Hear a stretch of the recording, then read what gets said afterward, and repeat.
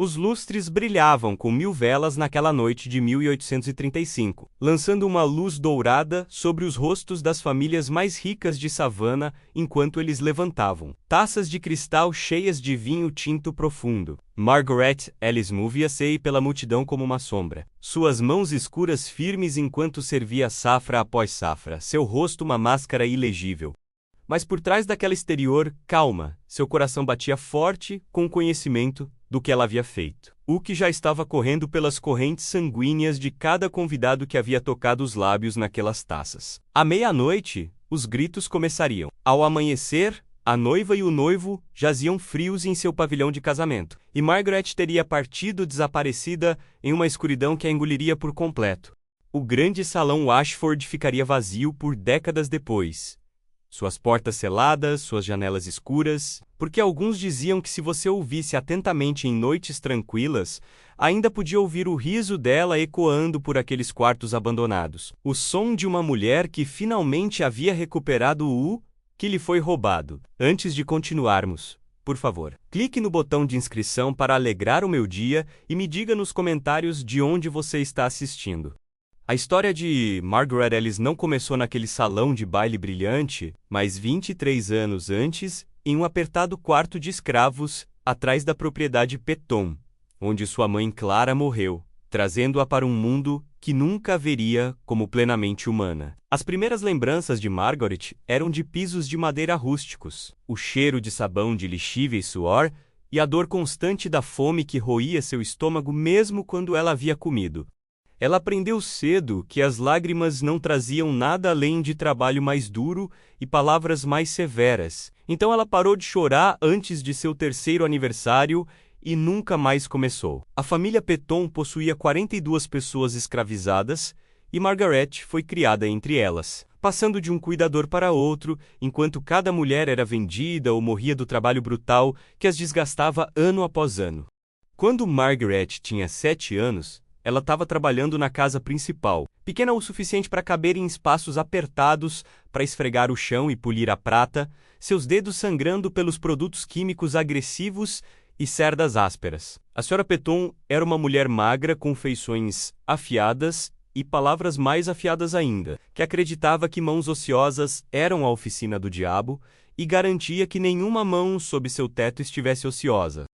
Ela inspecionava o trabalho de Margaret com dedos de luvas brancas, procurando por qualquer partícula de poeira ou mancha que justificasse a correia que ela mantinha pendurada na porta da cozinha. Margaret aprendeu a ser perfeita, ou o mais próximo da perfeição que uma criança podia ser, porque a imperfeição significava dor, e a dor significava trabalhar no dia seguinte com vergões que se abriam e sangravam através de seu vestido fino. Mas Margaret não era como as outras crianças nos aposentos.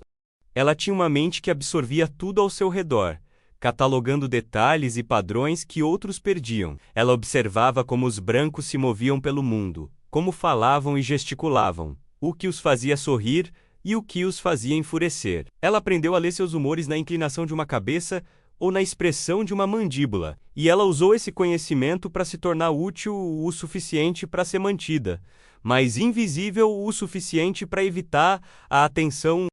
Essa habilidade a serviu bem à medida que envelhecia e foi transferida de esfregar pisos para servir à mesa, onde ficava por horas segurando bandejas ou servindo vinho, enquanto os Pettons e seus convidados conversavam como se ela não fosse mais senciente do que os móveis. Foi nesses jantares que Margaret recebeu sua verdadeira educação. Os homens falavam de política e preços do algodão, de negócios de terras e leilões de escravos, falando casualmente sobre comprar e vender seres humanos como se estivessem discutindo gado ou móveis. As mulheres fofocavam sobre escândalos e noivados, sobre quem estava casando com quem e quais famílias estavam subindo ou caindo na rígida hierarquia social de Savannah. Margaret absorveu tudo, arquivando nomes e conexões, ressentimentos e alianças, construindo em sua mente um mapa detalhado do mundo branco que controlava todos os aspectos de sua existência. Ela aprendeu quais famílias estavam endividadas, quais homens mantinham amantes nos quarteirões de cor, quais esposas sabiam das atividades de seus maridos e quais fingiam ignorância para manter suas vidas confortáveis. Quando Margaret tinha 14 anos, algo aconteceu que mudou a trajetória de sua vida para sempre. Um novo escravo chegou à propriedade Petton, um homem chamado Moses, que havia sido vendido para o sul da Virgínia depois que seu antigo dono morreu. Moses era diferente dos outros homens nos aposentos. Ele sabia ler e escrever, habilidades que havia aprendido em segredo com o filho pequeno de seu antigo mestre. E ele se portava com uma dignidade que nenhuma quantidade de cativeiro poderia tirar. Ele era mais velho que Margaret em talvez 15 anos, com mãos fortes cicatrizadas pelo trabalho de campo e olhos que continham tanto uma tremenda tristeza quanto uma vontade inquebrável. Moses também viu algo em Margaret, uma centelha de inteligência e raiva que ela mantinha cuidadosamente escondida dos olhos brancos, mas que queimava intensamente quando ela pensava que ninguém estava olhando. Moses começou a ensiná-la em momentos roubados, riscando letras na terra com gravetos, mostrando-lhe como símbolos se tornavam palavras, e palavras se tornavam poder. A leitura era ilegal para pessoas escravizadas na Geórgia, punível com chicotadas ou pior, mas Margaret devorava cada lição com uma fome que excedia até mesmo sua inanição física.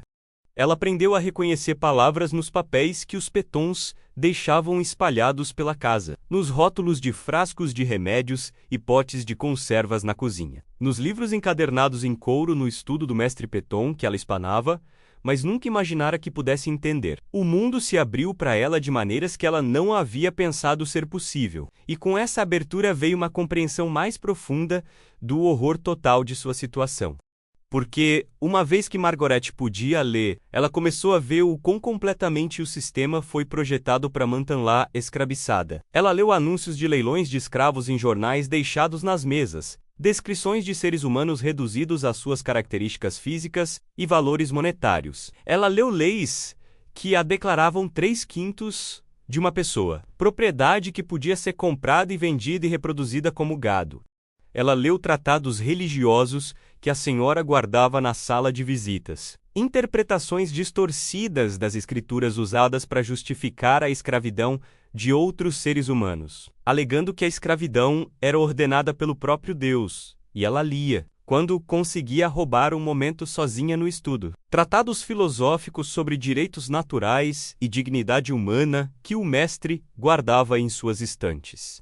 Palavras escritas por homens que afirmavam que todos os humanos eram criados iguais, enquanto simultaneamente possuíam outros humanos e não viam contradição nisso. A raiva que sempre fervilhava sob a cuidadosa aparência de Margaret começou a borbulhar. Ela olhou para os Pettons com uma nova compreensão, vendo-os não como superiores naturais, mas como pessoas que construíram suas vidas inteiras com trabalho roubado e humanidade roubada.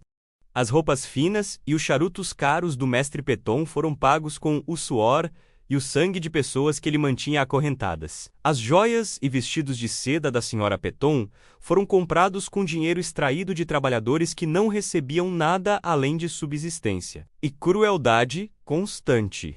Os filhos Petton, que Margaret havia criado e cuidado com mais carinho do que seus próprios pais, jamais o fizeram. Herdariam não apenas riqueza, mas um sistema inteiro projetado para perpetuar o sofrimento de pessoas que se pareciam com ela. Mas Margaret não era tola o suficiente para deixar sua raiva transparecer.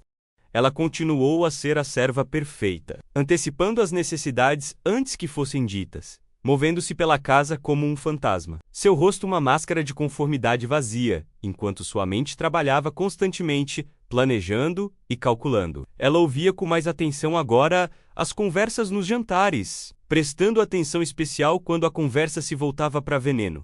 A sociedade de Savannah era obcecada por envenenamentos na década de 1830, aterrorizada com o poder que os escravos poderiam exercer através de seu controle da preparação de alimentos. Havia rumores constantes de escravos envenenando mestres, de famílias inteiras adoecendo por comida contaminada, de mortes misteriosas que eram sussurradas, mas raramente investigadas abertamente, porque fazê-lo seria admitir vulnerabilidade, reconhecer que as pessoas que eles mantinham em cativeiro poderiam ter agência e poder. Os brancos discutiam vários venenos com uma mistura de medo e fascínio. Falavam de arsênico, que podia ser obtido de veneno de rato e causava fortes dores de estômago e morte. Mencionavam belladonna, encontrada na natureza, e capaz de causar delírio e insuficiência cardíaca. Eles sussurravam sobre o oleandro, que crescia em jardins por toda a savana, e era bonito de se ver, mas mortal ser consumido. Margaret memorizou cada palavra, guardando a informação para um futuro que ela ainda não conseguia imaginar claramente, mas sabia que estava chegando. Ela começou a estudar as plantas no jardim dos Petton e nos bosques ao redor, aprendendo quais eram apenas nocivas e quais eram letais, quais agiam rapidamente e quais levavam tempo para matar, quais podiam ser detectadas e quais não deixavam vestígios. Moses observou a transformação de Margaret com preocupação e orgulho em igual medida. Ele entendia a raiva dela porque também havia sentido todos os dias de seus 40 anos de escravidão. Mas ele também sabia que a raiva sem um planejamento cuidadoso levava apenas à morte, geralmente brutal e pública. Projetada para aterrorizar outros escravos à submissão, ele aconselhou paciência. Exortou-a a esperar o momento certo, se o momento chegasse, a pensar não apenas em vingança, mas em sobrevivência. Mas Margaret era jovem, e a juventude nem sempre valoriza a sobrevivência mais do que a justiça. Ela sorriu para Moisés e assentiu com sua sabedoria, enquanto continuava secretamente seus estudos. Suas preparações para algo que ela ainda não conseguia nomear, mas sentia que se aproximava como uma tempestade no horizonte. O verão de 1834 trouxe mudanças para a casa Petton. O mestre Petton havia feito uma série de maus investimentos em futuros de algodão e se viu subitamente precisando de dinheiro vivo. Os sussurros que Margaret ouviu sugeriam que ele estava à beira da falência, que ele poderia ter que vender alguns de seus escravos para cobrir suas dívidas. Todo o quarteirão viveu com medo durante aqueles meses, sabendo que as famílias poderiam ser separadas a qualquer momento, que maridos poderiam ser vendidos para longe de suas esposas, filhos de suas mães, tudo para satisfazer as dívidas de jogo de um homem branco. Moses abraçou Margaret. Durante aquele tempo, a relação deles tendo evoluído, de professor e aluno para algo mais profundo, embora ambos soubessem que era um amor que poderia ser destruído a qualquer momento por uma nota de venda. Mas a salvação financeira que veio para os Petton veio de forma inesperada. A irmã mais nova do mestre Petton havia se casado bem com um homem chamado Cornelius Ashford, que possuía uma das maiores plantações na costa da Geórgia e exercia considerável influência na sociedade de Savannah. Os Ashfords tinham um filho, Richard, que tinha 26 anos e ainda não era casado. Apesar das tentativas desesperadas de sua mãe para encontrar-lhe uma esposa adequada, Richard era conhecido em toda Savannah como um homem difícil, propenso a ataques de mau humor e a beber muito bonito ou suficiente, mas com uma veia cruel que fazia a maioria das famílias respeitáveis hesitarem em oferecer suas filhas. Mas os Pettons também tinham uma filha, Catherine, que tinha 19 anos, e era considerada bonita. Apesar de não ter dote e ter as perspectivas familiares prejudicadas devido aos problemas financeiros de seu pai, um acordo foi feito entre as famílias. Catherine se casaria com Richard, trazendo o nome Petton e quaisquer conexões sociais que ainda permanecessem intactas, enquanto os Ashfords pagariam as dívidas de Petton e garantiriam o futuro financeiro da família. Catherine não teve voz na questão, é claro, embora Margaret a tenha ouvido chorar em seu quarto na noite em que o noivado foi anunciado. Margaret não tinha um amor particular por Catherine, que havia puxado seus cabelos e esbofeteado seu rosto muitas vezes quando criança, e havia se tornado uma mulher que tratava os escravos com crueldade casual. Mas mesmo Catherine não merecia ser vendida para um homem como Richard Ashford. Embora Margaret supusesse que era apropriado que as mulheres brancas aprendessem como era ser propriedade, mesmo que suas correntes fossem de ouro e seus casamentos disfarçados de casamentos. O casamento foi planejado para setembro de 1835, a ser realizado no Ashford Hall, a grande propriedade da família na beira de Savannah. Seria o evento social da temporada, com listas de convidados incluindo as famílias mais proeminentes da Geórgia e até alguns dignitários, de lugares tão distantes quanto Charleston e Atlanta. Os Ashfords não pouparam despesas nos preparativos, determinados a demonstrar sua riqueza e poder através da extravagância pura da celebração. eles trouxeram equipe adicional de sua plantação para complementar os empregados domésticos. E entre aqueles transferidos temporariamente para o Ashford Hall, estavam várias pessoas da propriedade Petton, incluindo Margaret. Margaret chegou a Ashford Hall 3 semanas antes do casamento para ajudar nos preparativos da cozinha. A casa era enorme, muito maior que a casa dos Petton, com tetos altos, imóveis e obras de arte importados que representavam mais riqueza do que todos nos aposentos dos escravos combinados veriam em 10 vidas. A cozinha era uma operação maciça supervisionada por uma mulher escravizada chamada Bessie, que cozinhava para os Ashfords há 30 anos e administrava seu domínio com precisão militar.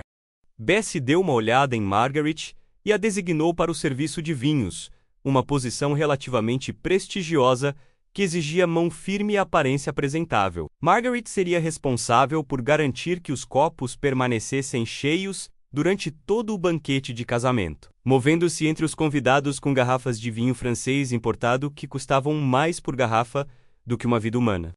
A ironia não passou despercebida para Margaret, embora ela mantivesse o rosto cuidadosamente neutro enquanto recebia suas instruções. Ela seria invisível à vista de todos, uma mão escura presa a uma garrafa de vinho, reabastecendo taças de cristal, enquanto os brancos celebravam uma união que era pouco mais do que uma transação comercial vestida de seda e flores. Ela aprendeu o layout do grande salão onde o casamento aconteceria, memorizando as localizações de portas e janelas, notando quais quartos estavam trancados e quais eram acessíveis, mapeando rotas de fuga que ela talvez nunca precisasse, mas queria saber de qualquer maneira. Ela conheceu os outros criados que trabalhariam no evento. Dúzias de pessoas escravizadas de várias propriedades Ashford, todas elas usando a mesma máscara de conformidade. Enquanto seus olhos traíam vários graus de raiva, resignação e derrota exausta. Entre os outros servos estava um jovem chamado Josiah, que trabalhava nos estábulos de Ashford. Ele tinha talvez 20 anos, com a constituição magra de alguém que trabalhava duro, mas nunca comia o suficiente, e olhos que continham uma centelha de algo perigoso. Josiah tentara escapar 2 vezes antes. Em ambas as vezes, foi pego e levado de volta para punições brutais que deixaram cicatrizes em suas costas e uma mancadura em sua perna esquerda. Ele deveria ter sido quebrado por essas experiências, mas em vez disso elas o haviam forjado em algo mais duro, mais determinado. Ele e Margaret reconheceram algo um no outro imediatamente, uma compreensão compartilhada de que algumas jaulas não podiam ser suportadas, não importava o custo de se libertar. Josiah contou a Margaret sobre as redes de pessoas que ajudavam indivíduos escravizados a escapar, lendas sussurradas da ferrovia subterrânea que levava pessoas para o norte, para a liberdade na Pensilvânia, e além, ele falou de casas seguras e códigos secretos, de condutores que arriscavam suas vidas para guiar fugitivos por território hostil, de ex-escravos que haviam alcançado a liberdade e construído novas vidas em lugares onde eram reconhecidos como plenamente humanos. Margaret ouviu essas histórias com fome, permitindo-se imaginar uma vida além de Savannah, além dos Pettons e Ashfords e de todas as outras famílias que pensavam que a possuíam. Mas ela também era prática o suficiente para saber que escapar era extraordinariamente difícil, que as chances de alcançar a liberdade eram minúsculas, que a maioria das pessoas que tentavam acabava sendo pega e punida de maneiras projetadas para aterrorizar todos os outros à submissão. À medida que o dia do casamento se aproximava, a tensão em Ashford Hall atingiu o auge. A senhora Ashford era uma mulher possuída, exigindo perfeição em cada detalhe, enquanto simultaneamente mudava de ideia constantemente sobre decorações, itens de menu e arranjos de assentos. A equipe de escravos suportou o peso de sua ansiedade, trabalhando 24 horas por dia para atender às suas intermináveis demandas, roubando algumas horas de sono antes de serem acordados para começar de novo. Margaret trabalhou na cozinha e nas despensas, ajudando a preparar o elaborado banquete que alimentaria mais de 100 convidados. Haveria carnes assadas e doces delicados, queijos importados e ostras frescas, confeitos elaborados, feitos com açúcar que havia sido produzido por pessoas escravizadas no Caribe, enviado para o norte para adoçar a vida de pessoas que nunca haviam sentido o chicote.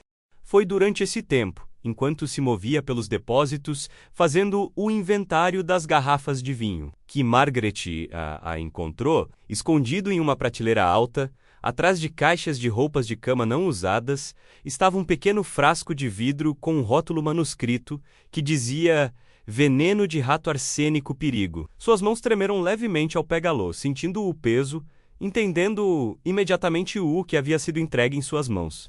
O arsênico era um pó branco quase insípido que podia ser misturado em comida ou bebida e causaria um sofrimento terrível antes da morte. Era imperfeito para seus propósitos porque às vezes podia ser detectado por um sabor metálico e porque os sintomas apareciam relativamente rápido, mas estava disponível e acessível de uma forma que outros venenos não estavam. Margaret ficou naquela despensa escura, segurando aquele frasco porru que pareceu uma eternidade.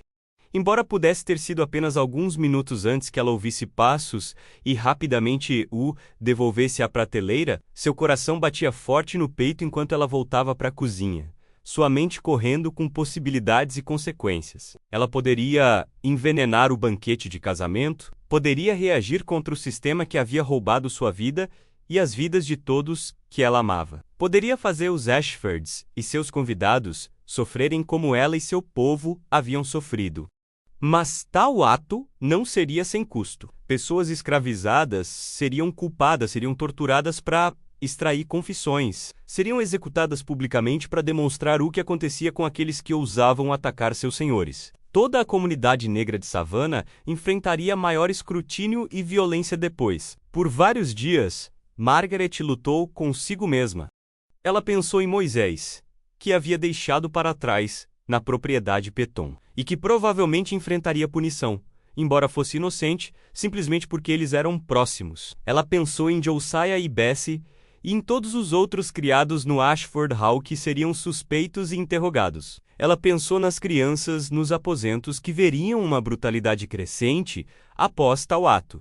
E ela pensou na alternativa, que era continuar vivendo como ela havia vivido, vendo pessoas que amava serem vendidas e trabalhadas até a morte, vendo os brancos celebrarem sua riqueza e poder enquanto fingiam que a fundação de sua sociedade não foi construída sobre ossos e sangue. Na noite anterior ao casamento, Margaret ficou acordada no espaço apertado que compartilhava com outras 5 mulheres servas. Ela ouviu a respiração delas na escuridão e tentou rezar, embora não tivesse mais certeza se havia um Deus que se importava com o sofrimento de pessoas escravizadas. Não quando o mesmo Deus era invocado constantemente para justificar seu cativeiro. Ela pensou em sua mãe Clara, que nunca conhecera, que morrera, trazendo-a para este mundo de sofrimento. Ela se perguntou o que Clara gostaria que ela fizesse. Se sua mãe aconselharia paciência e sobrevivência, ou apoiaria a retaliação, não importando o custo.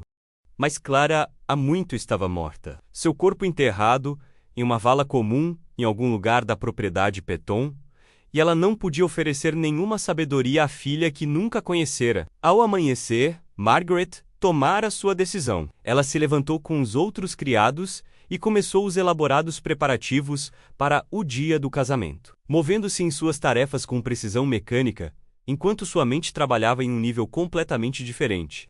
Ela não envenenaria todo o banquete porque isso mataria indiscriminadamente, incluindo os escravos servindo a comida e talvez alguns convidados que nunca haviam prejudicado pessoalmente. Mas ela envenenaria o vinho que seria servido aos noivos e à mesa principal, onde os Ashfords e Petom se sentavam. As pessoas mais diretamente responsáveis por seu sofrimento e o sofrimento daqueles que ela amava. Não era justiça, não realmente, mas era um ato de desafio que pelo menos perturbaria o bom funcionamento de um sistema que triturava seres humanos. Em Pô, a manhã do casamento amanheceu clara e quente, um dia perfeito de setembro, com brisa suficiente para manter o calor suportável. Margaret trabalhou com os outros criados para transformar o Ashford Hall em um cenário digno do casamento do ano. Flores foram arranjadas em grandes exposições, enchendo cada cômodo com o perfume de rosas e gardênias. Velas foram colocadas e acesas, milhares delas, criando um brilho quente enquanto a tarde se transformava em noite. O grande salão, onde a cerimônia e o banquete aconteceriam, era magnífico, com longas mesas drapeadas em linho importado e postas com porcelana e prata que representavam gerações da riqueza dos Ashford. À cabeceira do salão ficava a mesa dos noivos, uma plataforma elevada onde a festa de casamento se sentaria, olhando para os convidados reunidos como a nobreza, inspecionando seu domínio. À medida que a noite se aproximava e os convidados começavam a chegar, Margaret pegou a garrafa de arsênico da despensa onde a havia escondido depois de ter olhado a prateleira alta. Suas mãos estavam firmes agora, seu medo queimado pela fria clareza de propósito. Ela havia obtido várias garrafas do mais fino vinho francês que havia sido reservado especificamente para a mesa principal, safras caras que os Ashfords nunca serviriam a convidados menores. Em um canto tranquilo da despensa do mordomo, ela abriu cuidadosamente cada garrafa e adicionou uma medida de pó branco ao líquido vermelho intenso, agitando as garrafas suavemente para misturar o veneno por toda parte. O arsênico se dissolveu facilmente, não deixando vestígios visíveis. Embora ela se preocupasse com o sabor e esperasse que o sabor forte do vinho envelhecido mascarasse quaisquer notas metálicas, com as garrafas envenenadas preparadas e marcadas com um leve arranhão no rótulo que só ela reconheceria. Margaret as devolveu à área de serviço e começou suas tarefas enquanto os convidados enchiam o grande salão. Ela observava das margens do salão enquanto a sociedade de Savannah desfilava com suas melhores roupas. Homens em ternos caros e mulheres em vestidos elaborados que exigiram o trabalho de dezenas de costureiras escravas para serem criados. Eles se cumprimentavam com falsa cordialidade e cálculo genuíno, avaliando rivais e aliados, fofocando sobre pessoas ainda não chegadas, realizando as intrincadas danças sociais que definiam seu mundo. Margaret movia-se entre eles como um fantasma, reabastecendo taças de champanhe e oferecendo vinho, ouvindo trechos de conversas que revelavam as preocupações superficiais de pessoas que nunca conheceram o sofrimento real. A cerimônia em si foi realizada no grande salão, com Catherine parecendo pálida e frágil em seu vestido branco, enquanto estava ao lado de Richard Ashford e proferia votos que legalmente a tornariam propriedade dele. O ministro que presidia era o mesmo homem que pregava aos domingos sobre o dever cristão e a ordem adequada da sociedade, que nunca havia sugerido que manter outros humanos em cativeiro pudesse ser incompatível com os ensinamentos do homem que eles afirmavam seguir. Margaret observou o rosto de Catherine durante a cerimônia e viu medo ali por trás do pó e do ruge, medo que a noiva tentava esconder por trás de um sorriso ensaiado, mas que transparecia na tensão ao redor de seus olhos e no tremor de suas mãos. Por um breve momento, Margaret sentiu algo como simpatia pela mulher branca. Outra pessoa, presa por um sistema que tratava as mulheres como propriedade a ser, negociada entre homens por vantagem financeira e social.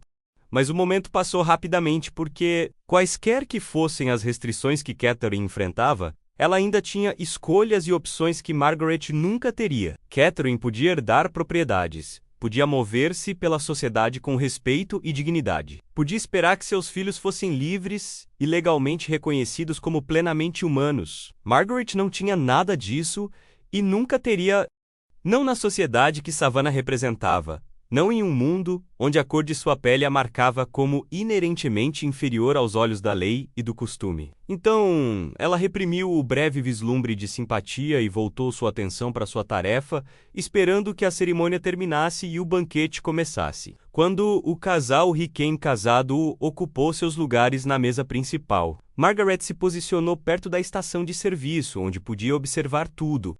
Os outros membros da festa de casamento se arranjaram ao longo da plataforma elevada. Mestre e Senhora Ashford parecendo triunfantes, apesar da reputação de seu filho. Mestre e Senhora Petton claramente aliviados por terem garantido o futuro de sua filha e sua própria salvação financeira. Várias tias e tios e primos que formavam as extensas redes familiares que controlavam a sociedade de Savannah. Abaixo deles, nas mesas que enchiam o grande salão, sentavam mais de 100 convidados, a nata da sociedade da Geórgia, junto com visitantes de estados vizinhos, todos eles vestidos com suas melhores roupas e preparados para comer e beber às custas dos Ashfords. O banquete começou com champanhe e ostras, Garkens movendo-se pela multidão com bandejas de mariscos frescos que haviam sido trazidos embalados em gelo da costa. Margaret foi designada para o serviço de vinhos na mesa principal, o que significava que seria ela a servir da garrafa especial que havia preparado. Seu coração batia forte quando ela se aproximou com a primeira garrafa, uma safra que Cornelis Ashford vinha se gabando a semana toda, alegando que havia sido importada a um custo tremendo e era um dos melhores vinhos de toda a Geórgia. Ela serviu o noivo primeiro, enchendo o copo de cristal de Richard com o líquido vermelho envenenado, observando seu rosto em busca de qualquer sinal de detecção, mas vendo apenas antecipação satisfeita. Depois, Catherine, cuja mão tremeu ligeiramente enquanto Margaret enchia seu copo, fazendo a superfície do vinho ondular à luz das velas. Margaret movou-se pela mesa principal, servindo a cada membro da festa de casamento, enchendo taças de cristal com a morte disfarçada de celebração. O mestre Ashford pegou seu copo e o ergueu à luz, admirando a cor e a clareza, completamente inconsciente de que estava examinando sua própria destruição. A senhora Peton sorveu delicadamente e o declarou excelente, recomendando que Catherine bebesse livremente, pois isso ajudaria a acalmar seus nervos de casamento. Margaret manteve sua máscara de servidão vazia, seu rosto não mostrando nada do caos gritante dentro de sua cabeça. A parte dela que queria vê-as a Loss, e a parte que queria vê-los sofrer, e a parte que simplesmente queria correr e escapar daquele lugar antes que as consequências de suas ações desabassem. O banquete continuou, prato após prato, cada um mais elaborado do que o último. Carnes assadas e vegetais delicados, molhos ricos e pães frescos. Tudo apresentado com precisão artística e consumido com a gula casual de pessoas que nunca se perguntaram de onde viria sua próxima refeição. Os convidados da mesa principal beberam constantemente seu vinho envenenado, Marguerite reabastecendo os copos à medida que esvaziavam, adicionando mais morte a cada vez. Ela observou os sintomas, mas a princípio não viu nada. O arsênico trabalhando lentamente em seus sistemas, esperando acumular-se a níveis letais antes de anunciar sua presença. Foi talvez uma hora após o início do banquete que os primeiros sinais apareceram. Richard Ashford parou de cortar sua carne, uma expressão confusa cruzando seu rosto enquanto ele sentia as primeiras pontadas de náusea em seu estômago. Ele pegou seu copo de vinho e bebeu profundamente, pensando talvez que a riqueza da comida era simplesmente demais, sem saber que estava adicionando mais veneno ao seu sistema a cada gole. Ao lado dele, Catherine empalideceu, sua mão pressionada em sua barriga, sua respiração tornando-se ligeiramente mais difícil, embora ela tentasse esconder seu desconforto e manter a aparência de uma noiva feliz. Um por um, os membros da mesa principal começaram a mostrar sinais de angústia, sutis no início, mas gradualmente tornando-se mais pronunciados à medida que o veneno se espalhava por seus corpos. Margaret continuou a se mover pela sala, servindo vinho a outras mesas, garantindo cuidadosamente que ela só servia das garrafas marcadas na mesa principal e usava vinho não contaminado em todos os outros lugares. Os outros convidados continuaram sua celebração, inconscientes do drama que começava a se desenrolar na plataforma elevada, muito envolvidos em suas próprias conversas e consumo para notar o crescente sofrimento da festa de casamento. As mãos de Margaret permaneceram firmes enquanto ela servia, embora por dentro sentisse algo como vertigem, uma sensação de ter caído de um penhasco e estar em queda livre, sabendo que não havia como voltar do que ela havia feito e também nenhum caminho claro a seguir. Quando o prato principal foi retirado e a sobremesa estava sendo servida, ficou claro que algo estava terrivelmente errado na mesa principal. Richard havia se afastado completamente da mesa, o rosto rubro e suado, uma mão segurando o estômago enquanto a outra agarrava a borda da mesa como se para se firmar. Catherine estava chorando abertamente agora sem se importar com as aparências, seu corpo convulsionando com cólicas que contorciam suas feições em uma máscara de agonia. O mestre Ashford tentou se levantar, mas percebeu que suas pernas não o sustentariam, caindo de volta em sua cadeira com um grito que finalmente atraiu a atenção dos outros convidados. A senhora Peton estava vomitando em seu guardanapo, seu vestido fino manchado de vinho e bile, enquanto seu marido permanecia rígido em sua cadeira. O rosto da cor de pergaminho velho, sua respiração vindo em curtos arquejos.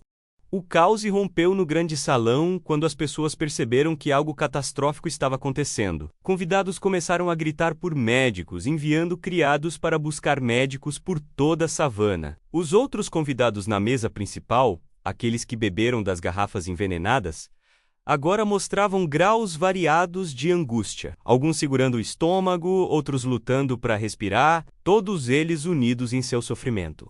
Os convidados nas mesas inferiores se aglomeravam, tentando ver o que estava acontecendo. Especulações e rumores se espalhavam pela multidão como um incêndio. Alguns sugeriram intoxicação alimentar, outros sussurravam sobre envenenamento deliberado, olhando para os escravos com súbita suspeita e medo. Margaret estava perto da parede, sua bandeja de garrafas vazias na mão, observando a cena se desenrolar com uma estranha sensação de desapego. Ela não sentia triunfo ao vê-lo sofrer, mas também não sentia culpa ou remorso. Ela sentia apenas uma espécie de vazio, como se tivesse queimado algo essencial em si mesma e agora existisse em um espaço oco além da emoção. Ela sabia que deveria correr, deveria tentar escapar antes que a suspeita caísse sobre ela. Mas ela se viu enraizada no lugar, incapaz de desviar o olhar das consequências de suas ações. Parte dela queria ser pega, queria se apresentar diante deles e explicar exatamente por que havia feito o que fez. Queria forçá-los a confrontar a realidade do sistema que eles defendiam e do qual se beneficiavam. Mas o instinto de sobrevivência finalmente superou a paralisia. Quando os primeiros médicos chegaram e começaram a atender as vítimas, enquanto outros convidados se afastavam com medo e os criados eram interrogados bruscamente, Margaret pousou sua bandeja e deslizou silenciosamente em direção à cozinha. Ela se moveu através do caos das áreas de serviço, passando por outros criados que estavam chocados e assustados demais para notar sua partida, saindo por uma porta lateral que dava para os jardins. O ar noturno era fresco em sua pele após o calor sufocante do grande salão, e por um momento ela simplesmente ficou ali respirando. Ouvindo os sons abafados de pânico e angústia vindos de dentro da casa, ela pensou brevemente em procurar Josiah, em tentar convencê-lo a fugir com ela. Mas sabia que isso apenas o colocaria em maior perigo. Se ela fosse ter alguma chance de escapar, teria que ser sozinha, movendo-se rápido e sem deixar rastros. Ela tirou o avental de servir que a identificava como parte da equipe da casa Ashford e o deixou amassado no jardim, então se moveu rapidamente em direção à borda da propriedade. Ela sabia a direção geral do norte. Havia memorizado pedaços de informações de suas conversas com Josiah sobre rotas de fuga e casas seguras, embora não tivesse como saber se algo disso realmente a ajudaria. Atrás dela, o Ashford Hall queimava com luz e ruído, cada janela em chamas, vozes levantadas em comando e lamentação. Margaret podia ouvir alguém gritando, um lamento agudo que poderia ter sido Catherine, ou a senhora Ashford, ou uma das outras mulheres da festa de casamento. Um som de pura angústia que se espalhava pelos jardins bem cuidados e pela escuridão além.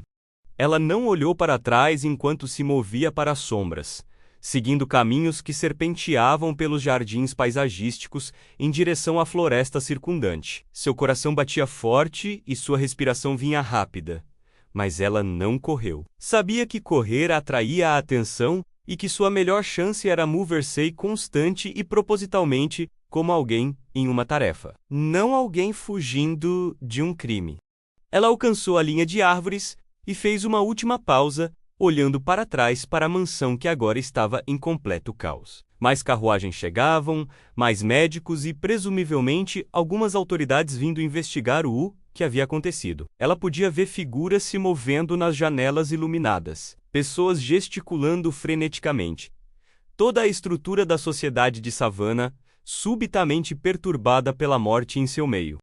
Margaret sentiu um breve lampejo de algo que poderia ter sido satisfação. Sabendo que ela havia desferido um golpe contra o sistema que havia roubado sua vida, mesmo que fosse um gesto inútil no grande esquema das coisas. Então ela se virou e mergulhou na floresta, deixando o Ashford Hall e tudo o que ele representava para trás. A noite estava escura sob o dossel das árvores. Apenas a luz da lua dispersa penetrando os galhos acima. Margaret movia-se cuidadosamente, tateando o caminho, evitando estradas e trilhas desobstruídas onde pudesse ser vista. Ela não tinha um destino claro, apenas uma sensação geral de que precisava ir para o norte, longe de Savannah, em direção a alguma mítica terra prometida onde os escravos pudessem ser livres.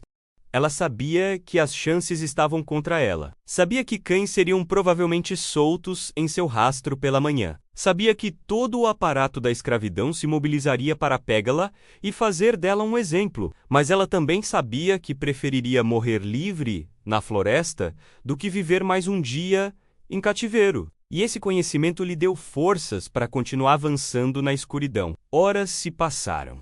Os pés de Margaret começaram a sangrar nos sapatos finos que ela usava, não projetados para viagens difíceis em terrenos acidentados. Ela estava desesperadamente sedenta, não tendo tido chance de beber durante as longas horas de serviço no casamento, e sabia que precisaria encontrar água logo ou correria o risco de desmaiar por desidratação. Ela escutou o som de água corrente, lembrando-se que Moisés uma vez lhe dissera que seguir riachos poderia levar a fontes de ajuda, que algumas das pessoas que ajudavam escravos fugitivos marcavam casas seguras perto de fontes de água. Mas a floresta era confusamente uniforme, na escuridão, todas as direções parecendo iguais, e ela não tinha habilidades de navegação reais, além de um senso geral de onde o norte deveria estar. Quando o falso amanhecer começou a clarear o céu oriental, Margaret finalmente ouviu o que estava procurando, o borbulhar de água corrente em algum lugar à frente. Ela tropeçou em direção ao som, emergindo das árvores na margem de um pequeno riacho que corria claro sobre pedras e areia. Ela caiu de joelhos e bebeu profundamente. Água fria, chocante e maravilhosa depois de horas de sede. Ela espirrou água no rosto e no pescoço, lavando o suor e a sujeira da noite. E por um momento permitiu-se sentir esperança de que realmente pudesse escapar, que a liberdade pudesse ser possível, mas a esperança era perigosa e fugaz. À medida que a luz plena chegava e os pássaros começavam seus cânticos matinais, Margaret ouviu à distância o som que temia, o latido de cães em uma trilha. Eles pegaram seu cheiro, provavelmente do avental que ela deixou no jardim, ou dos aposentos dos criados onde seu cheiro estaria em seus pertences. Os cães seriam mais rápidos que ela, incansáveis e obstinados em sua perseguição, e seriam seguidos por homens armados, a cavalo que não teriam misericórdia de uma mulher escrava que havia envenenado uma festa de casamento. Margaret se forçou a ficar de pé, apesar do cansaço e da dor. Ela entrou no riacho, sabendo que a água poderia confundir os cães temporariamente, e começou a descer o rio, seus pés escorregando nas pedras lisas, a água fria encharcando seu vestido. Ela se moveu o mais rápido que pôde enquanto permanecia na água. O riacho às vezes profundo o suficiente para que ela tivesse que nadar, outras vezes raso o suficiente para que ela pudesse andar. O som dos cães aumentou, depois diminuiu ligeiramente à medida que a água temporariamente funcionava. Então aumentou novamente à medida que os cães pegavam seu rastro na margem oposta ou sentiam seu cheiro no ar. A perseguição continuou durante a manhã. Margaret forçando seu corpo além da exaustão, operando por pura vontade e o instinto animal de sobreviver. Ela saiu do riacho quando ele virou para o sul, de volta para a savana, e novamente se lançou pela densa floresta. Seu vestido estava rasgado por espinhos e galhos, suas mãos e rosto arranhados e sangrando. Ela conseguia ouvir os cães claramente, agora, perto o suficiente para distinguir latidos individuais, e, abaixo desse som, as vozes de homens chamando uns aos outros, coordenando sua caçada. Ela era a presa, e eles eram os predadores. E esse era um jogo que haviam jogado inúmeras vezes antes, uma reencenação ritual de poder e controle. Margaret subiu uma pequena colina, seus pulmões ardendo, e olhou para trás para ver Elosse talvez a 1/4 de milha atrás dela. 3 ou 4 cães avançando à frente de um grupo de homens montados. Ela reconheceu um dos cavaleiros como o capataz da plantação Ashford, um homem conhecido por sua crueldade, que provavelmente estava saboreando esta perseguição e já planejando que punição infligiria quando ela fosse pega. A visão deles a galvanizou, deu-lhe energia suficiente para uma última corrida desesperada pela encosta da colina e para uma cova cheia de arbustos densos. Ela atravessou a vegetação, espinhos rasgando seu vestido já arruinado, e se viu na beira de um desfiladeiro. Abaixo dela, talvez 6 metros abaixo, havia uma estreita saliência coberta de densas videiras e musgo. Era uma queda perigosa, mas os cães estavam a segundos de distância, e ela tomou a decisão em um instante, descendo pela borda e caindo os últimos metros, aterrissando com força na saliência e rolando para absorver o impacto. A dor percorreu seu tornozelo, mas ela se forçou a pressionar as costas contra a rocha, puxando videiras e vegetação sobre si mesma, criando uma camuflagem grosseira que não resistiria a uma inspeção minuciosa, mas poderia funcionar de cima. Os cães chegaram momentos depois, seus latidos frenéticos ao perderem o cheiro dela na beira do desfiladeiro. Ela os ouvia circulando, confusos, e então os homens chegaram, xingando e gritando ordens. Eles discutiam se ela havia descido o desfiladeiro ou continuado pela crista. O capataz queria se separar, mas outra voz, que ela não reconheceu, sugeriu que ela não poderia ter sobrevivido à queda e que eles deveriam procurar na linha da crista. Margaret pressionou-se mais forte contra a pedra fria mal respirando, observando através de fendas na vegetação, enquanto os homens e os cães se afastavam, seguindo a crista para o leste, longe de onde ela se escondia. Ela esperou até que os sons da perseguição desaparecessem completamente antes de permitir-se mover. E mesmo assim, ela permaneceu imóvel, pelo que pareceram horas, aterrorizada de que qualquer movimento os traria de volta. O sol subiu mais, aquecendo o desfiladeiro, e a sede voltou com intensidade brutal. Seu tornozelo latejava onde ela havia aterrissado errado, inchando dentro de seu sapato rasgado, até que ela finalmente tirou o sapato e deixou seu pé, descalço, descansar contra a pedra fria. Ela se examinou na luz forte do dia e viu que estava em mau estado, coberta de cortes e hematomas, seu vestido pouco mais que trapos, seu cabelo emaranhado com folhas e galhos. Mas ela estava viva e por enquanto estava livre, e isso tinha que ser o suficiente, à medida que as sombras da tarde começavam a se alongar. Margaret cuidadosamente desceu da saliência até o fundo do desfiladeiro.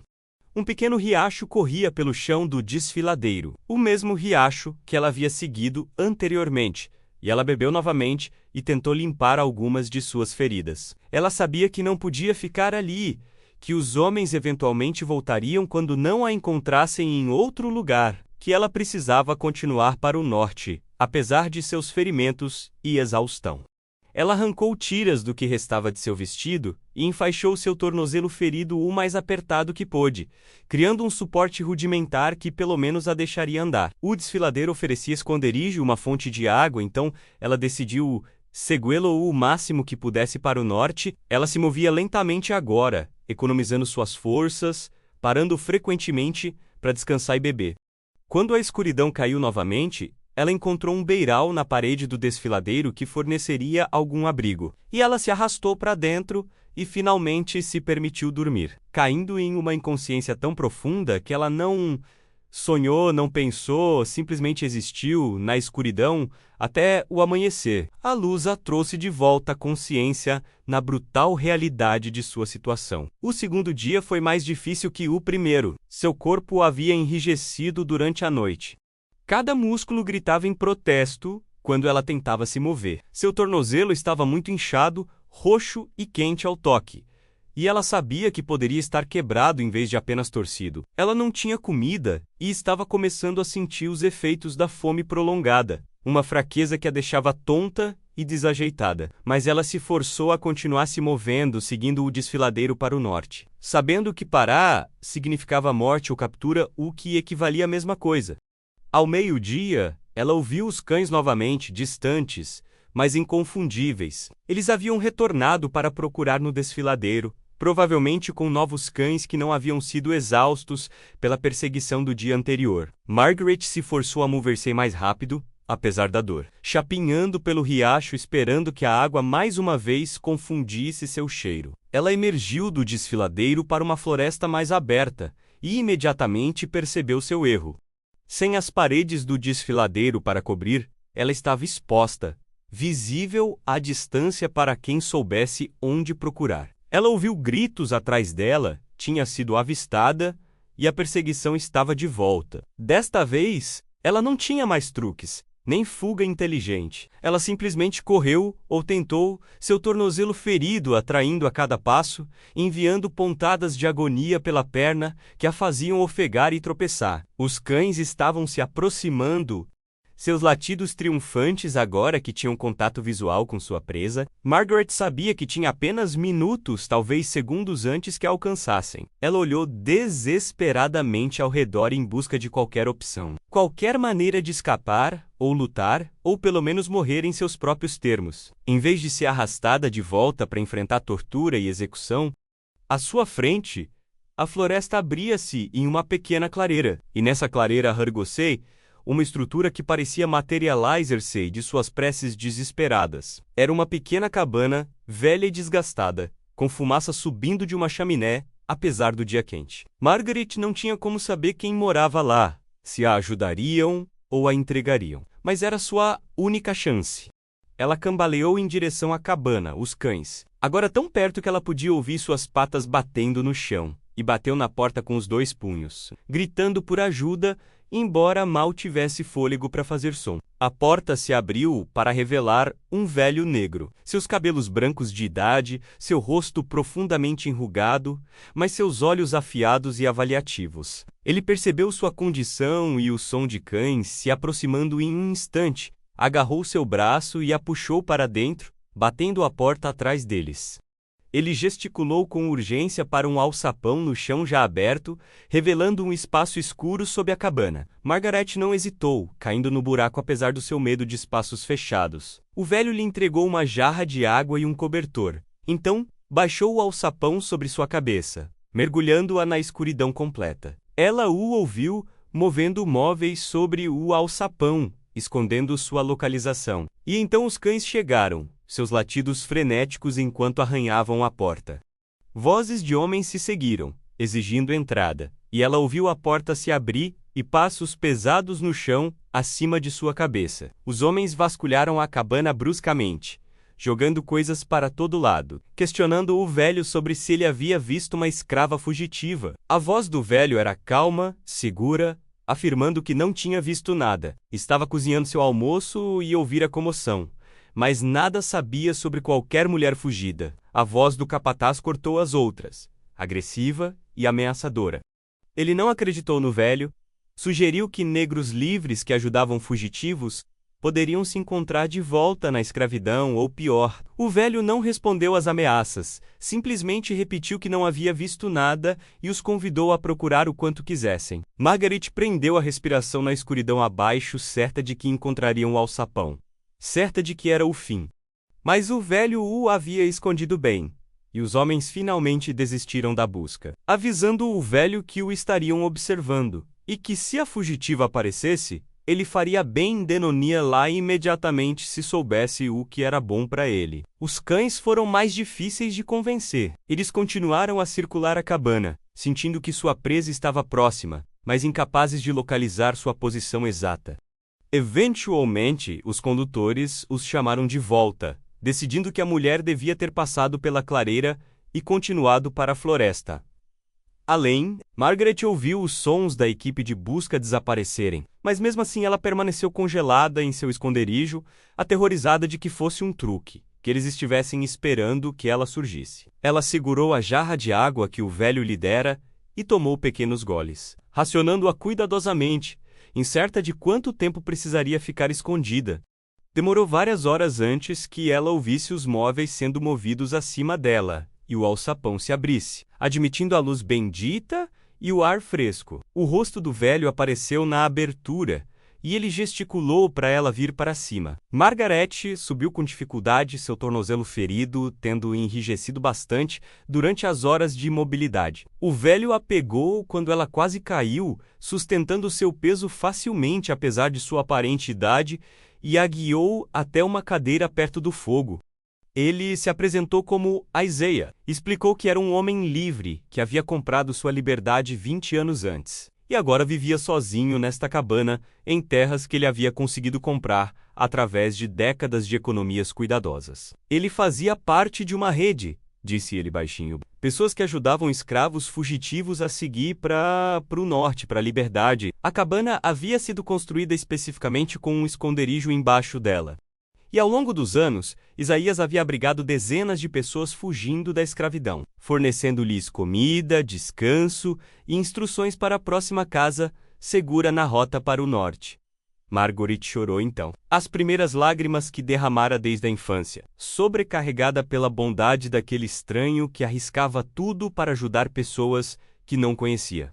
Isaías a deixou chorar, entendendo que ela precisava da libertação, então examinou gentilmente seus ferimentos e os declarou graves, mas passíveis de sobrevivência. Ele limpou e enfaixou suas feridas, enfaixou seu tornozelo corretamente e lhe deu comida e água enquanto explicava o que aconteceria a seguir. Ela precisaria ficar escondida na cabana por vários dias, ele lhe disse, até que a busca imediata diminuísse e seu tornozelo cicatrizasse o suficiente para viagens difíceis. Então ele a guiaria para a próxima estação, na rede subterrânea, uma jornada de talvez 30 quilômetros para o norte, onde uma família Quaker mantinha uma fazenda que servia como ponto de passagem para pessoas que iam para a liberdade. De lá, ela seria repassada para outros ajudantes Muvandose em etapas até a Pensilvânia, se chegasse tão longe, embora Isaías a avisasse que muitos não completavam a jornada, que as chances estavam contra ela, mesmo com ajuda.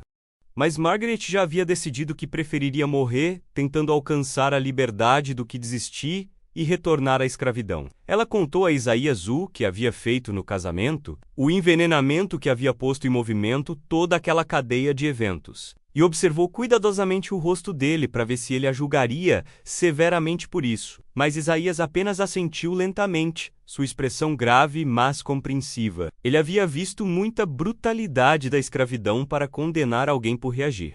Embora ele também entendesse que suas ações trariam maior escrutínio e violência sobre todos os escravos na região, que a sociedade branca usaria isso como justificativa para um controle ainda mais severo. Eles conversaram longamente pela noite, Isaías compartilhando histórias de outras pessoas que ele havia ajudado a escapar, os triunfos e tragédias da rede clandestina. Ele contou a ela sobre Harriet Tubman, uma mulher que havia escapado da escravidão e agora retornava repetidamente ao sul para guiar outros para a liberdade, arriscando sua vida repetidas vezes porque não conseguia descansar enquanto seu povo permanecia em cativeiro. Ele contou a ela sobre Frederick Douglass, que havia escapado e se tornado uma voz poderosa para a abolição, usando seu intelecto e oratória para atacar a instituição da escravidão no tribunal da opinião pública. Essas histórias deram a Margaret a esperança de que sua vida pudesse ter um significado além da vingança, que se ela sobrevivesse, ela poderia se juntar à luta contra o sistema que tanto lhe havia roubado. Os dias se passaram lentamente na cabana. O corpo de Margaret gradualmente sarou, o pior de seus ferimentos tornando-se incontrolável, se não totalmente recuperado. Ela ajudou Isaías com pequenas tarefas na cabana, cozinhando e limpando. Grata pela capacidade de retribuir sua bondade de alguma pequena forma. Eles evitaram o assunto do que havia acontecido em Ashford Hall, mas notícias filtraram-se através de outros membros da rede subterrânea que paravam na cabana. O envenenamento havia matado 6 pessoas, incluindo Richard e Catherine Ashford, ambos os pares de pais e 2 outros membros da família que se sentaram à mesa principal. Mais uma dúzia de convidados que beberam das garrafas envenenadas sobreviveram, mas sofreram danos permanentes em seus órgãos internos. A reação em Savannah foi exatamente como Isaías previu. A sociedade branca estava em alvoroço, exigindo que o perpetrador fosse encontrado e punido publicamente. Pessoas escravizadas em toda a região enfrentaram maior escrutínio e violência, enquanto as autoridades tentavam extrair informações sobre o envenenamento. Várias pessoas de Ashford Hall foram presas e torturadas, incluindo Bessie, a chefe de cozinha e outros 2 trabalhadores da cozinha, embora nenhum deles soubesse nada sobre o que Margaret havia feito. Josiah foi chicoteado quase até a morte, mas não revelou nada porque realmente não sabia de nada. Não tendo conhecimento dos planos de Margaret, a notícia desse sofrimento por causa de suas ações pesou muito sobre Margaret. Ela sabia que haveria consequências, mas ouvir os detalhes específicos de pessoas inocentes sendo punidas por seu crime era quase insuportável. Isaías a aconselhou contra a culpa, lembrando-lhe que a verdadeira responsabilidade residia em um sistema que desumanizava as pessoas a ponto de a violência parecer a única opção. Mas Margaret lutava com o conhecimento de que sua vingança havia causado sofrimento a pessoas que lhe haviam demonstrado bondade. À medida que seu tornozelo sarou o suficiente para viajar, Isaías começou a prepará-la para a próxima etapa de sua jornada. Ele lhe deu roupas novas, simples, mas resistentes, e sapatos que durariam melhor do que os que ela usava de Ashford Hall. Ele a ensinou a navegar pelas estrelas. Quais plantas eram seguras para comer se ela ficasse sem comida, como reconhecer as marcas que indicavam casas seguras versus áreas perigosas. Ele a treinou na história que ela deveria contar se fosse parada. Uma mentira cuidadosamente construída sobre ser uma mulher livre viajando para visitar parentes, completa com documentos falsos que ele havia obtido de um falsificador da rede. Em uma noite sem lua, 10 dias após sua chegada, Isaías acordou Margaret antes do amanhecer e disse a ela que era hora de partir. Eles tomaram um café da manhã simples juntos, e então Isaías a conduziu para fora da cabana e para a floresta, movendo-se por caminhos que eram invisíveis para Margaret, mas que ele seguia com a confiança de uma longa familiaridade. Eles caminharam por horas, Isaías mantendo um ritmo constante que acomodava o tornozelo ainda em recuperação de Margaret, parando ocasionalmente para descansar e beber de riachos que cruzavam. À medida que o sol atingia seu pico, eles emergiram da floresta para uma área de lavoura desmatada, e à distância Margaret podia ver uma fazenda limpa cercada por campos prontos para a colheita. Isaías apontou para a fazenda e disse a Margaret que era seu destino. Uma família chamada Patterson morava lá. Quakers que se opunham à escravidão por motivos religiosos e que há anos ajudavam fugitivos. Margaret deveria se aproximar da casa pelo leste, ele instruiu, e bater 3 vezes. Fazer uma pausa e então bater mais 2 vezes. Esse era o sinal que a identificaria como alguém precisando de ajuda. Isaías não iria com ela até a fazenda, ele explicou, porque sua presença apenas atrairia atenção se ele fosse visto. E eles já haviam corrido risco suficiente viajando juntos à luz do dia. Margaret abraçou o velho, tentando encontrar palavras para agradecê-lo por salvar sua vida e dar-lhe uma chance de liberdade. Isaías deu um tapinha gentil em seu ombro e disse a ela para guardar seus agradecimentos até que ela realmente chegasse à liberdade, porque ainda havia centenas de milhas e incontáveis perigos entre ela e a segurança. Então ele se virou e voltou para a floresta, desaparecendo entre as árvores. E Margaret estava novamente sozinha, enfrentando a próxima etapa de sua jornada impossível. Ela se aproximou da fazenda Patterson cuidadosamente, observando qualquer sinal de perigo ou engano, e bateu como Isaías havia instruído. A porta se abriu para revelar uma mulher de talvez 40 anos, vestida simplesmente no estilo Quaker, cujo rosto mostrava surpresa, mas não medo, ao ver Margaret em sua porta. A mulher, que se apresentou como Rachel Patterson, rapidamente conduziu Margaret para dentro e chamou seu marido, um homem alto e magro chamado Daniel, que apareceu de um quarto dos fundos e avaliou Margaret com a mesma calma aceitação que sua esposa havia demonstrado. Os Pattersons explicaram que mantinham o que chamavam de estação na Underground Railroad, fornecendo abrigo e assistência a pessoas que fugiam da escravidão. Eles poderiam manter Margaret por alguns dias, disseram, dando-lhe tempo para descansar e recuperar totalmente suas forças antes da próxima etapa de sua jornada. Eles tinham um esconderijo no celeiro, mais sofisticado que o alçapão de Isaías, onde ela poderia se esconder se caçadores de escravos viessem procurá-la. E eles lhe dariam suprimentos para a estrada à frente. Comida e água e cobertores que aumentariam suas chances de sobrevivência.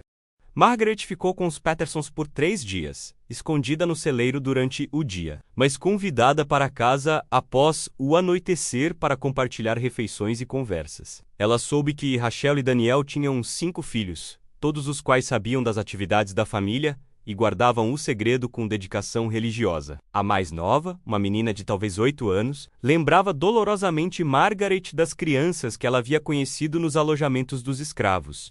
Embora o futuro dessa criança fosse seguro de uma forma que o delas nunca seria, os Pattersons falavam abertamente sobre sua oposição à escravidão, citando tanto a convicção religiosa quanto a simples decência humana, como sua motivação para quebrar leis que consideravam injustas. Na manhã do 4º dia, Daniel Patterson atrelou sua carroça e escondeu Margaret sob um fundo falso que ele havia construído exatamente para esse propósito.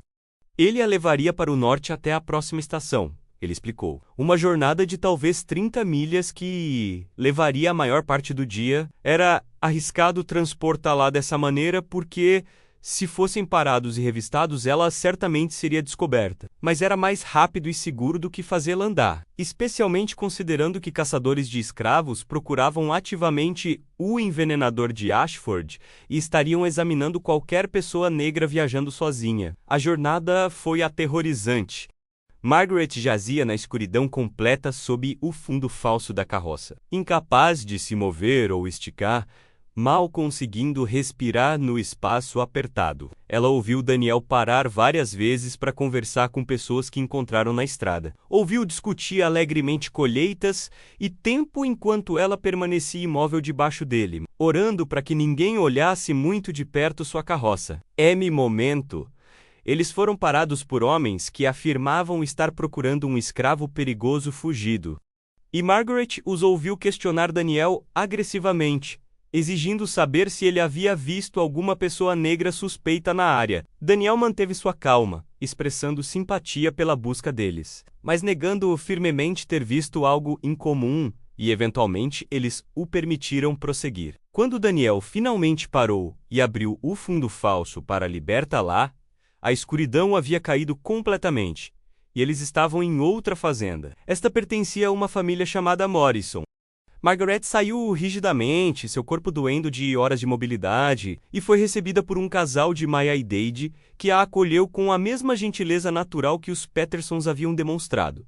A rede era real, ela percebeu com crescente esperança. Havia pessoas ao longo de toda a rota para o norte que estavam dispostas a arriscar sua própria segurança para ajudar estranhos a escapar da escravidão.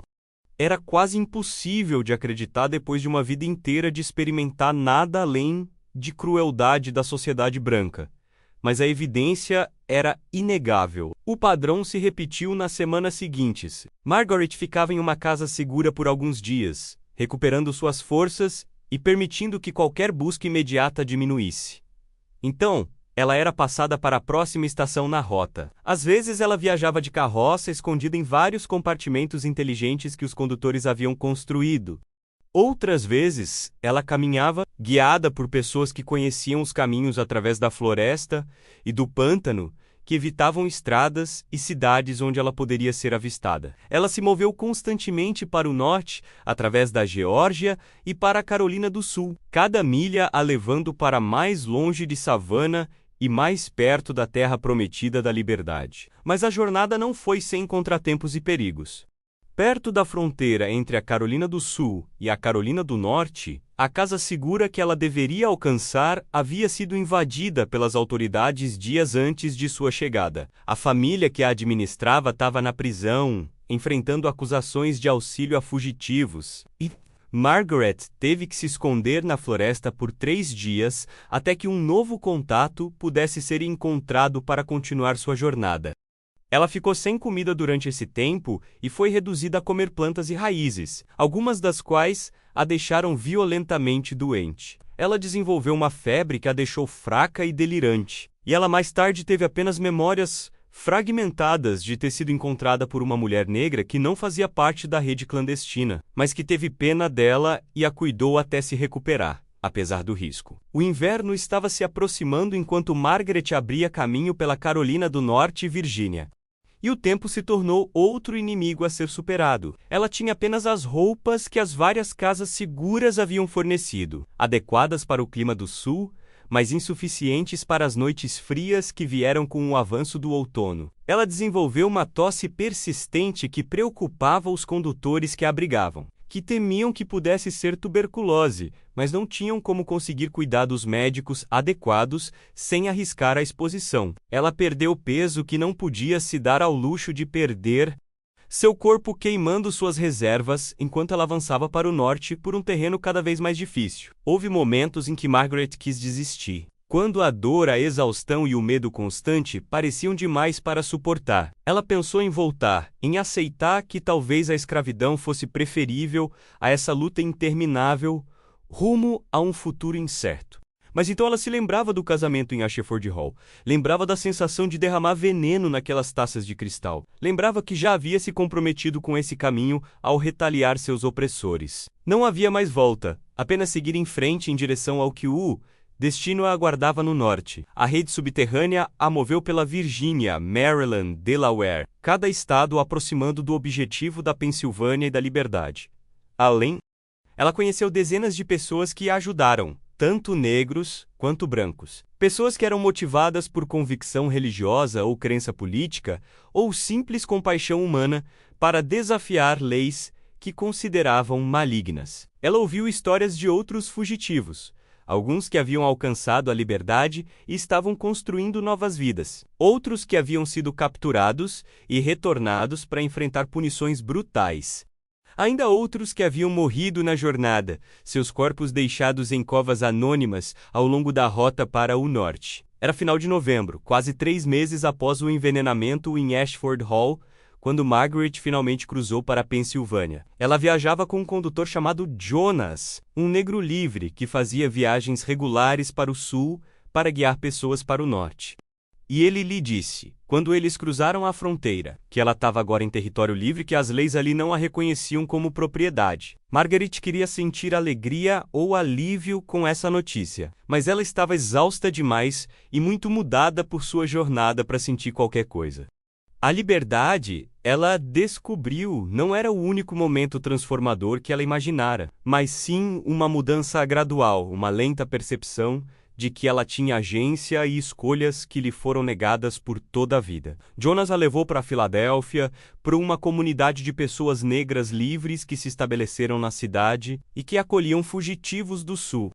Eles a alojaram em uma pensão administrada por uma mulher formidável chamada Grace, que ela mesma havia escapado da escravidão 2 décadas antes, e agora dedicava sua vida a ajudar outros a fazer a mesma transição. Grace deu uma olhada na condição de Margaret, a tosse persistente, a extrema magreza e os olhos assombrados. E imediatamente começou o trabalho de ajudá-la a se recuperar física e mentalmente do trauma de sua jornada.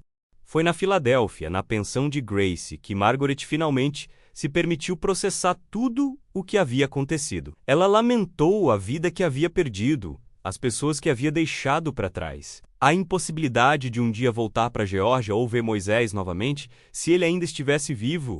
Ela lutou com a culpa do envenenamento, o conhecimento de que suas ações haviam resultado em mortes e sofrimento, tentando conciliar sua crença de que o ato havia sido justificado com seu horror pelas consequências. Grace ouviu sua história sem julgamento, entendendo que a clareza moral era um luxo que pessoas escravizadas raramente podiam pagar, que a sobrevivência às vezes exigia escolhas terríveis. Nos meses seguintes, Margaret lentamente se reconstruiu. Ela encontrou trabalho como costureira, usando habilidades que havia aprendido na escravidão para se sustentar na liberdade. Ela aprendeu a navegar no complexo mundo da sociedade negra livre na Filadélfia, que tinha suas próprias hierarquias e regras muito diferentes, tanto da sociedade branca quanto das comunidades escravas que ela conhecera. Ela fez amigos cautelosamente, ainda não confiando totalmente que sua liberdade era real. que as autoridades não apareceriam de repente para Errostalá, de volta ao sul para enfrentar a punição por seus crimes. Notícias de Savannah se espalharam para o norte através da rede subterrânea. A busca pelo envenenador de Ashford havia sido eventualmente abandonada. As autoridades concluíram que o perpetrador havia morrido durante a tentativa de fuga ou havia sido morto por cúmplices que queriam garantir seu silêncio. Ashford Hall havia sido vendido. A família não conseguia suportar permanecer na casa onde tantos haviam morrido. O prédio ficou vazio por anos depois. Os moradores locais alegavam que era assombrado, que podiam ouvir sons vindo da estrutura abandonada em noites tranquilas, sons que alguns descreviam como soluços e outros como risos. O fantasma do casamento que havia terminado em morte e destruição. Margaret ouviu essas histórias com sentimentos contraditórios. Parte dela estava feliz que os Ashfords tivessem sofrido, que sua grande casa tivesse se tornado um monumento à sua perda em vez de seu poder. Mas outra parte, a parte que havia crescido e mudado durante sua jornada para o norte, entendeu que a vingança não havia realmente resolvido nada. Não havia libertado uma única pessoa ainda mantida em cativeiro ou mudado a injustiça fundamental do sistema. Ela desferiu um golpe, sim, mas foi um pequeno golpe que custou tremendamente e realizou pouco além de satisfazer sua própria raiva. Com o passar dos anos, e Margaret construindo uma vida na Filadélfia, ela se envolveu no movimento abolicionista. Ela falava em pequenas reuniões sobre suas experiências na escravidão, embora nunca tenha revelado o que era a envenenadora de Ashford. Mantendo esse segredo trancado, ela ajudou com a rede clandestina, fornecendo abrigo e assistência a novos chegados, tentando retribuir um pouco do que lhe havia sido dado. Ela aprendeu a ler melhor, aprimorando as habilidades básicas que Moisés havia lhe ensinado. E ela leu tudo o que pôde sobre a luta para acabar com a escravidão, os debates políticos e argumentos morais, e interesses econômicos que se entrelaçavam em torno da questão de saber se os seres humanos poderiam ser propriedade. Ela soube que Moisés havia morrido 2 anos após sua fuga, trabalhado até a morte nos campos da propriedade Petom.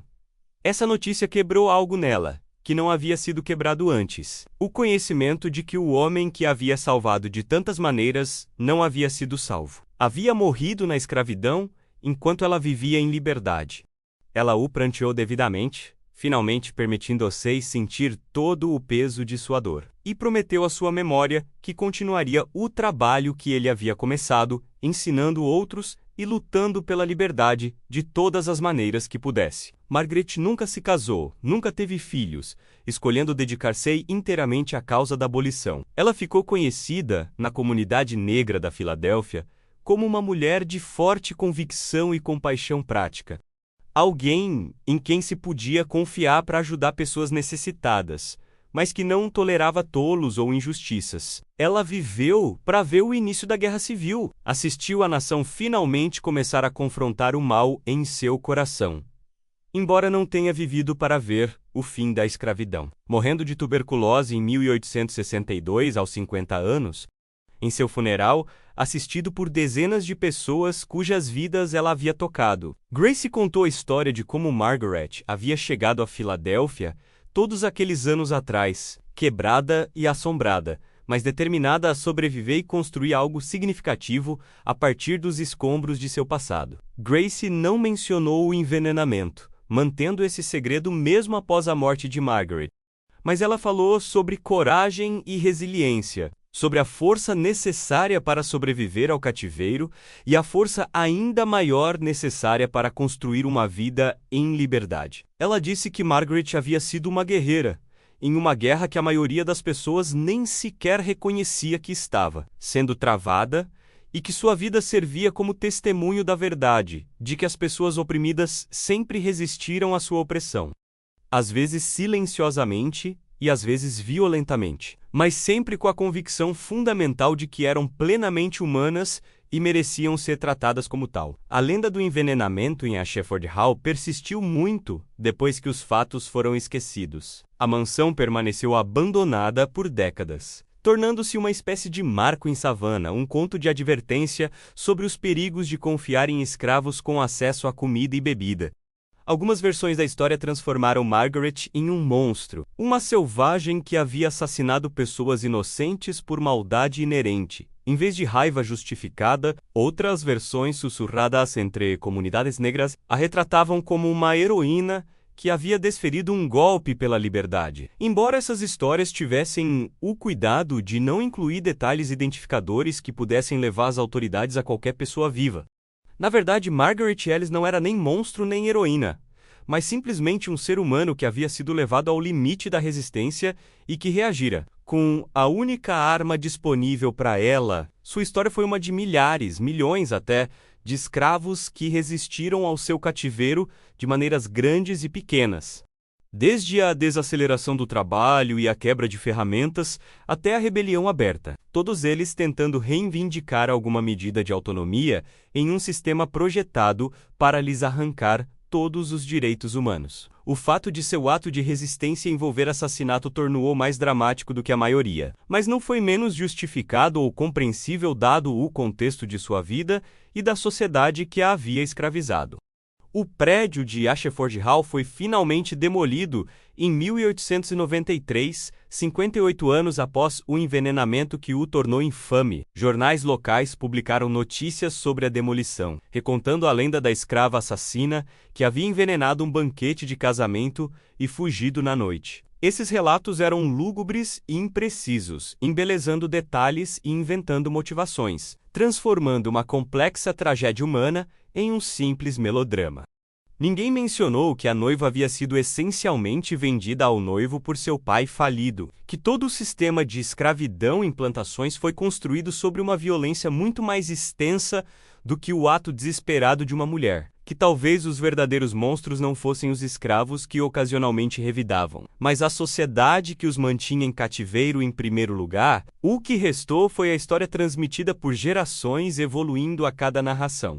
Alguns diziam que se você visitasse o local onde o Ashford Hall um dia esteve, em certas noites, ainda podia ouvir os sons daquele casamento malfadado. Música e risadas subitamente interrompidas por gritos. Outros alegavam ter visto uma figura movendo-se pelos jardins overgrown, uma mulher em um vestido de criada esfarrapado, derramando vinho invisível de uma garrafa invisível.